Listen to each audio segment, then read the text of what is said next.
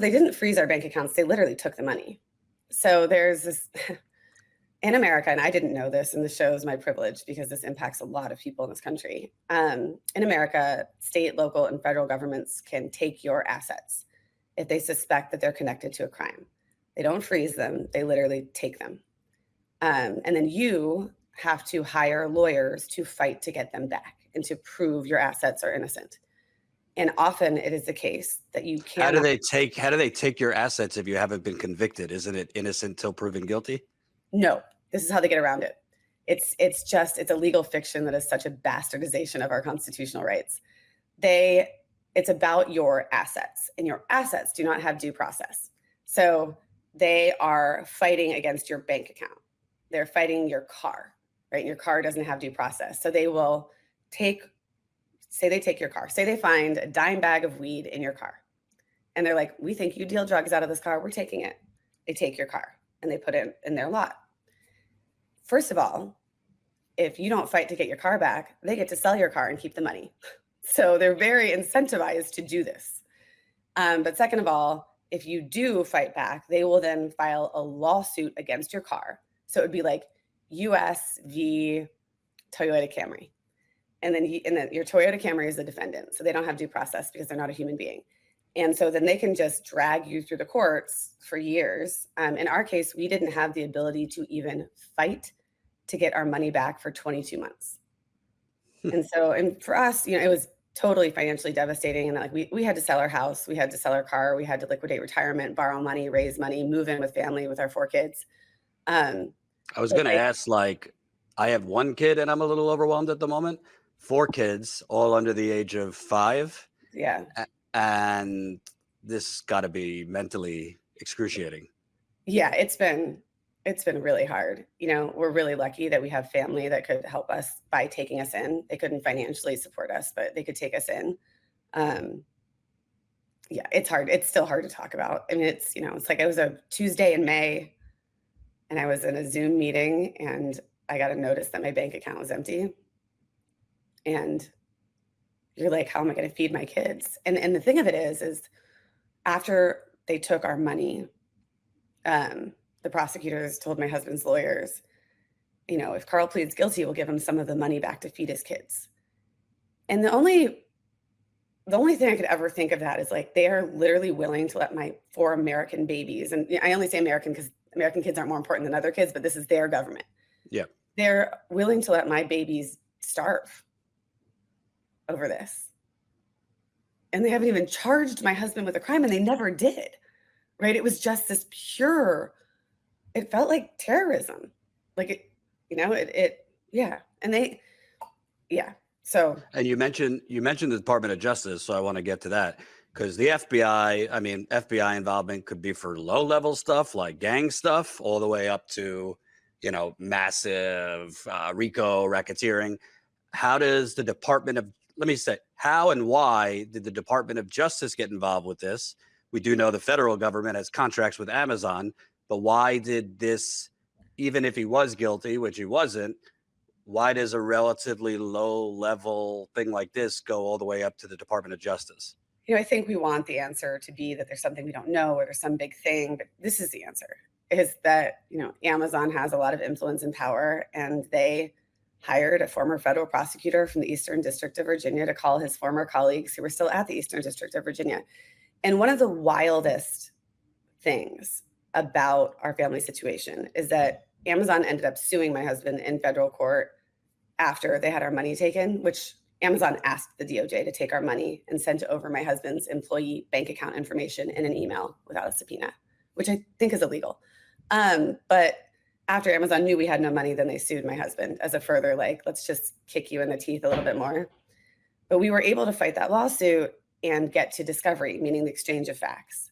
And in discovery, we got all of the communications between Amazon and DOJ. So we could see exactly how this all happened. Quite literally, Amazon hired a former prosecutor to call his former colleagues, his friends. They set up a meeting. Before the first meeting, where Amazon literally went in to pitch a crime in a 60-page PDF presentation, the prosecutors in the Eastern District of Virginia hand-selected, and those are their words, not mine, their 2 very best prosecutors for Amazon's important matter. This was before they met. So those two prosecutors were in the meeting for them. Was it phrased Amazon's important matter? Yes, it was. Yeah. Mhm. Yeah. And that is like, also we know that Virginia, correct me if I'm wrong, got awarded with this Amazon second headquarters years yeah, ago. I mean, so yeah, so Amazon's HQ 2 is in Crystal City, Virginia, which, have you ever been to Crystal City? No. It's like, it's not a city. It's not a big city, right? Like, no, I'm not trying to like be mean to people in Crystal City, but they're looking at New York, they're looking at all these places. They have this big nationwide contest with no rules, by the way.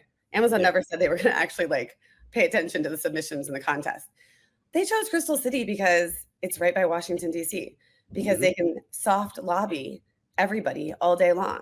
The Right. spouses of Amazon's workers work in the federal agencies. They can talk about it at the neighborhood picnic, at the Little League game, because Amazon has billions of dollars of government contracts. It Right. is their bread and butter. And so I think that's part of it too. I would see things like online, like the prosecutor who was in charge of the investigation would be liking things on LinkedIn about Amazon bringing jobs to their district, or it's really just all sorts of uncomfortably close things that happen. But that's why it happened. I'll tell you, like, that's how it happened. The why did Amazon take it to the DOJ? So Amazon has actually referred, I think, over 80 Americans for federal criminal prosecution in the past 5 years. They've referred landlords, third-party sellers, consultants. I think they're trying to make examples of people so that nobody messes with them, so that they know that we can crush you. But here, in this particular instance, Amazon had broken a contract with the real estate developer that they were targeting. And the terms of that contract said they could only get the real estate developer out of the contract if he pled guilty or was convicted of a felony. They broke the contract on February 19th, 2020. Their first meeting was on February 20th, 2020. So, they needed a felony. It sounds to me also that I can't be certain, but it sounds to me part of their motive to refer all these, you said about 80, is if certain people are uncomfortable competition for them. I think it's absolutely right. Like, I really wish the FTC would focus on this, because they're using lawfare to crush competition. Like, if you think about, they're picking winners and losers, right? And they had, like, there's a man named Ed Rosenberg who runs an Amazon sellers group, helping Amazon sellers who are having issues with corporate, get accounts reinstated, all this stuff. They accused him of $100 million fraud. He ended up, after many years of fighting, pleading guilty to a $100,000 issue, and paid a fine and didn't go to prison, but he's a felon for the rest of his life. Right. And I think they wanted, they don't want that. They don't want Amazon sellers to unite, just like Amazon. It's the same as sort of like as a union, right? They don't want that. So, but in the case of your husband, and tell me if I get anything wrong, it sounds like he's got a very unique and valuable skill. The contract stated that he could do side things while at Amazon. His side thing was identifying land that could be used for data centers. Amazon needs data centers for various things. And presumably he was competition for them if he was going to make deals with other companies for data centers. I mean, yeah. So yes, it's an interesting way of looking. Like, and to be clear, he didn't actually start doing the side thing until he left Amazon. So it was right. But so, I get nervous around the word competition because he had a non-compete, and Amazon doesn't sell real estate or develop real estate for sale. So like, what he did wasn't competitive, but you are right in that he could help other hyperscalers, source, locate, and build land. And so indirectly. No, I mean, you're exactly. I mean, right. Yeah, they didn't want him to be able to do that. Right. Yeah. So let's bankrupt his family and imprison him. Yeah. And of course, like, he, lost every bit of real estate development work that he had lined up when they accused him. And they also, we found this out many years into the litigation by fighting, they like went to every developer Amazon had ever worked with. And they were like, are you working with Carl Nelson? And if you don't tell us, we can terminate our contracts with you. Like, wow. Which is just why they said they had some new policy that allowed them to ask this question, which when, push came to shove, they had no new policy. It was completely made up. But it was really just so much force, so much intimidation, so much fear. As part of discovery, did you get any documents or any inkling that this was on Jeff Bezos' radar, that he had any involvement? Yes, we did. Plenty of people are above the law, particularly corporations. Yeah, plenty of people are above the law in America. I mean, this is And again, like I kind of like whenever I say these things, I feel like such an asshole because there are communities in America that have always understood this to be true, who have been targeted, who have lived with laws that were designed to put them in prison, like black and brown folks and the drug laws in America. But there are plenty of people in this country that are above the law. I mean, take for example, I can show on TikTok and Twitter, and I do often, how Amazon lied in writing to the DOJ. And it wasn't, Amazon can't do anything. Amazon's a company. Only humans can do anything. So I can show humans that lied to the Department of Justice. Do you think prosecutors in the Eastern District of Virginia are charging these men with lying? They aren't, and they won't, even though they wasted enormous sums of taxpayer dollars, enormous resources within the FBI and for federal prosecutors. And it's fine. And the message that gives is that Amazon's lawyers can go ahead and do that again whenever they want to, or anyone, Right. Google, anybody. So yeah, there are lots of people who are above the law in this country.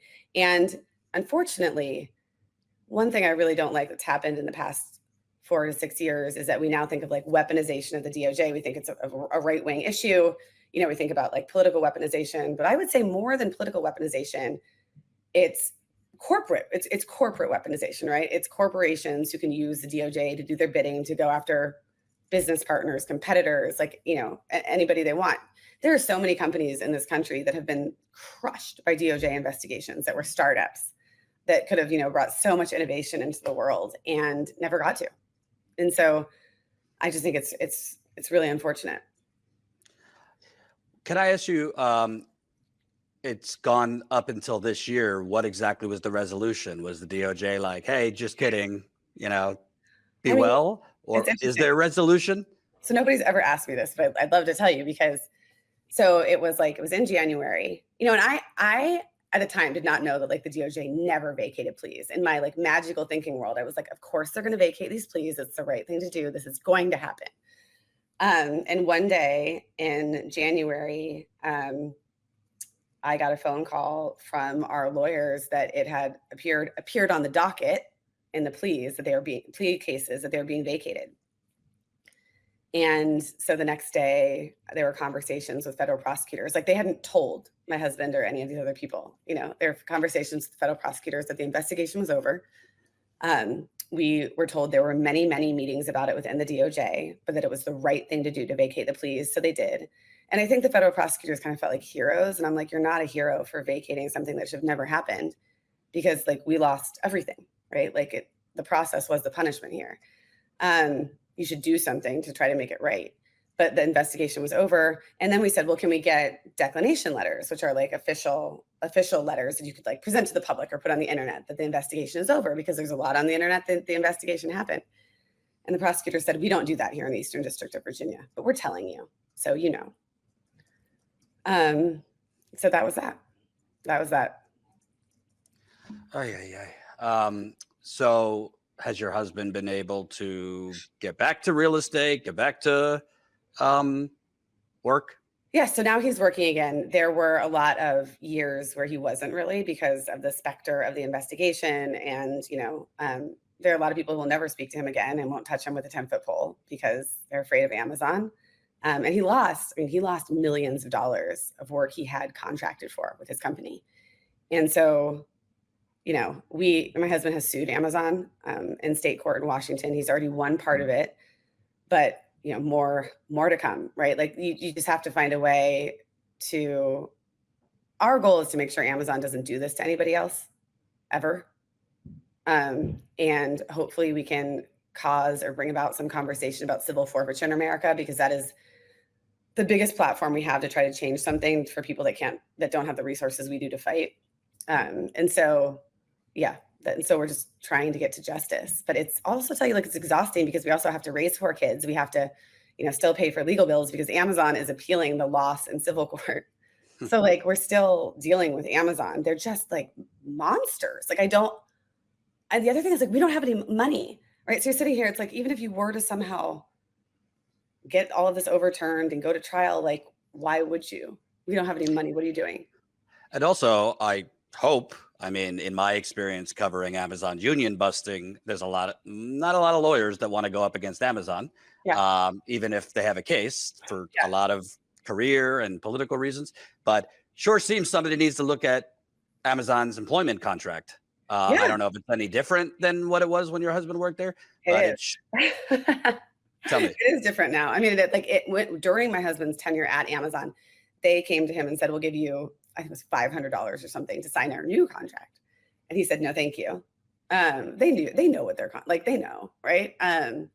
But it is different now. But it's just silent on the things that it explicitly allowed before. Um, but yeah, I mean, and we are like, to your point, and I think this is something that's really important. There are very few lawyers that are willing to go up against Amazon, like to find attorneys that are willing to fight and like fight very fiercely for my husband was is a testament to those lawyers. We had Alex Little and Adam Smart. Alex was previously with Burn Foreman, and Adam is with Burn Foreman now. And we're really lucky that they would even fight.